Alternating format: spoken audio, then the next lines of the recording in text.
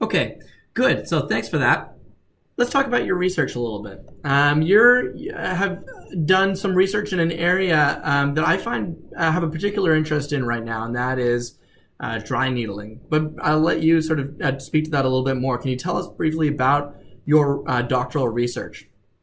So the main body of research that I conducted, my main study was particularly looking at the role of dry needling on, we'll say, strength or the ability of a muscle to contract, which is, I'd say, not one of the main areas of focus of dry needling. Yeah. So often people will look at, the effect on pain, the effect on function, the effect on tenderness, all these things that trigger points are associated with.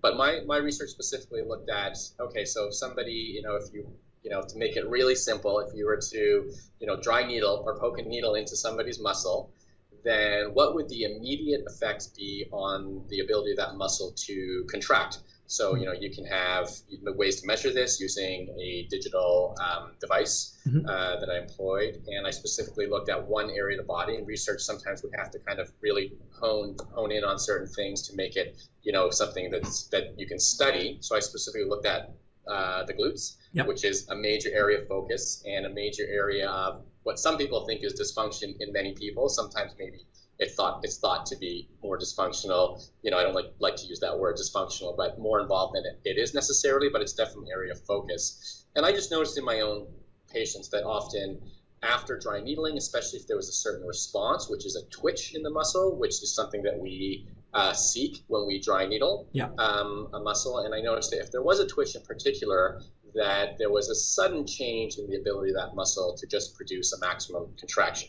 Huh. Doesn't necessarily mean that they're going to feel better by doing that or that it's going to change anything per se, but it was an interesting clinical tidbit for me. And How on earth did you, if you don't mind my interjection, how on earth did you happen to notice that? Like, in what context were you needling someone and then looking at their maximum contraction? Okay, so when we assess somebody, I mean, you never, as physiotherapists and as any physiotherapist who strives to be the best they can be, you never assess somebody with this thought that I am going to be performing a specific type of treatment on them from the beginning. You assess them, you take in their history, everything you can by just asking questions. Then you start to look at how they move.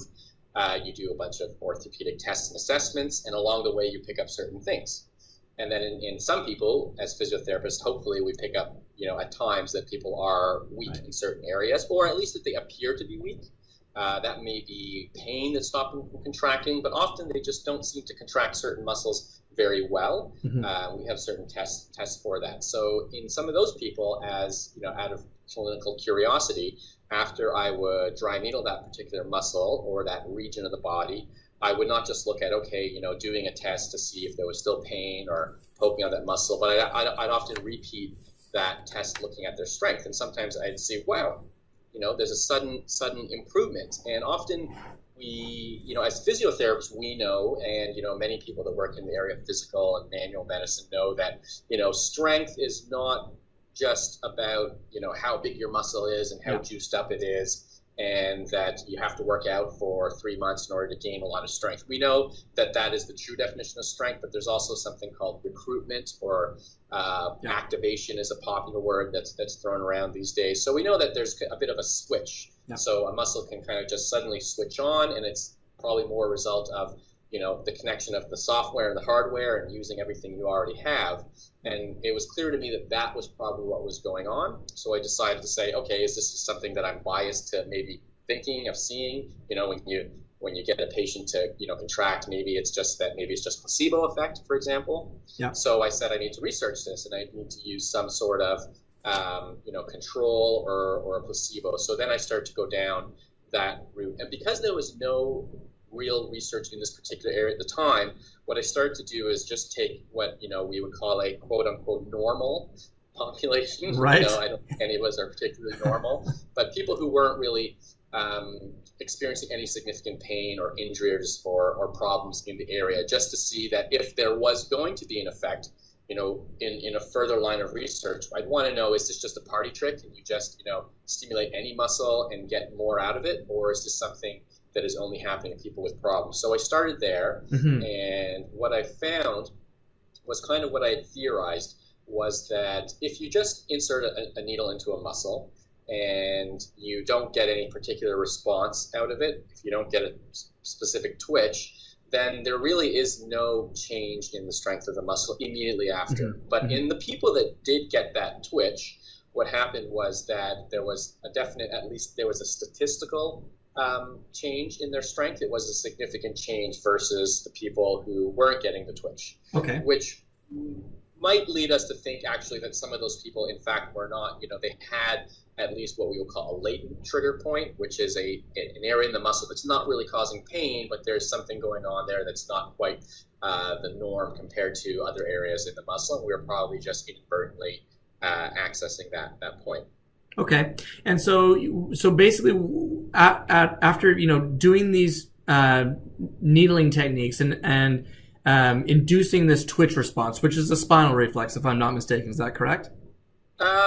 Yeah, I don't know if we're quite at the point where we call it a spinal reflex, but we'll say it's a reflex that's mediated or controlled at the spinal level. It's something that involves an intact wiring loop between the spine and the muscle. And it's not something that is just isolated in a muscle. I mean, if you had a completely anesthetized or paralyzed muscle, or a spinal cord that was injured, you might not see this response. So you're right; it is something that is more than just the muscle. It involves the nervous system more globally. Yeah. Okay, so we're inducing some kind of nervous system change that your results showed.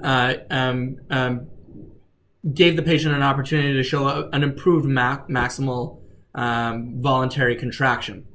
And you were suggesting there that you had some interest in determining whether or not this was a response that was seen in people that had some kind of pathology, or was it also something that could be induced in people who didn't have some kind of pathology, so just an athletic population, for example? And what did you find there? Was it something that was limited only to a pathological population, or could, I do this if I wanted to get a better squat in the gym?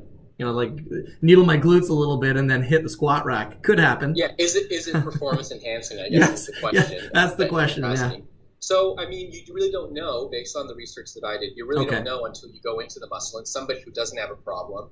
And if you can elicit a twitch, then you can say that, oh, yeah, you're likely to get some improved strength. Now, I wouldn't quite go as far as jumping in to say that that's necessarily going to translate into something like a better squat or a more complex motion pattern. That's actually something I want to go on to research a little bit later on. Right.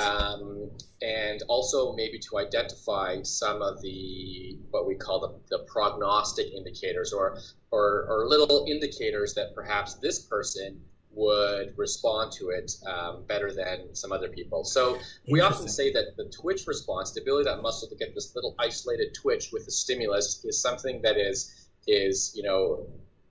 that only happens in the presence of trigger points. So one would say that, okay, well, if you have trigger points, if you could, reliably identify these, that you would be somebody who would respond to it. Yeah. But we know that everybody has trigger points. Trigger points, everybody has at any given point in time lots of things going on. They've got discs that may be quote unquote degenerating, tendons that may be wearing down, muscles that have these identifiable trigger points that we can now identify through more objective means like imaging and ultrasound. Not to say that they're causing pain, but just to identify that they do exist, because in the past there has been some controversy that we were just imagining this and we had invented them as clinicians. Yeah. So, if you could identify them, and especially if they were causing pain, I would say clinically that you're more likely to see a response. But we don't know yet, this would be a future line of research, on how long that effect will last. Is this just something that's going to have an immediate effect? It'll last for 4 or 5, 10 minutes. My study was the immediate effects within the following minutes of that stimulus, the needle being inserted into the muscle. So we'll know, but I do know some clinicians who will use this, let's say, in the sporting world immediately before competition. Interesting. So people are going down that road already ahead of the science. People are already going down that road, and they were going down that road before I'd studied it. One of the things that I wanted to know is that is this something, for example, in our athletes pre-event, Not that I always. There's a lot of reasons why you would decide to dry needle or not to needle somebody before an event, not just related to this. Yeah. You really have to know a little bit about their response. But one of the things was, is this going to improve their muscular response in some ways, or is it going to inhibit it and make it, the muscle so relaxed? That's what people say often, Right. that, oh, you shouldn't do a lot of exercise because the muscle will be so relaxed that you won't be stable. We don't,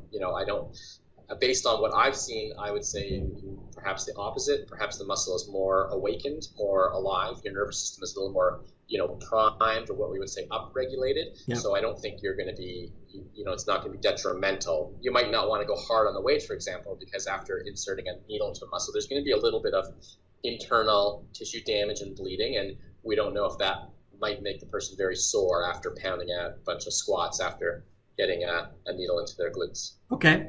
And just for the benefit of our audience, a trigger point is a band of localized contracted muscle fibers with a nodule in the middle. So some people might not be aware of that. So just to clarify that as well. Is that how you would describe it? Yeah, it's basically like a very localized, what some people would often describe themselves as knots. They'd say, I have knots in my muscle. And for the most part, that's consistent with what we're seeing. There are little areas of focal contraction within a tight area of a muscle. It's not like the whole muscle is in spasm. It's a specific part in the muscle. And without going into detail, there's different things that happen there that explain that. Some electrical, chemical things that are going on. That's another talk. Featuring many words with a lot of syllables. Yes, that's right. That's right.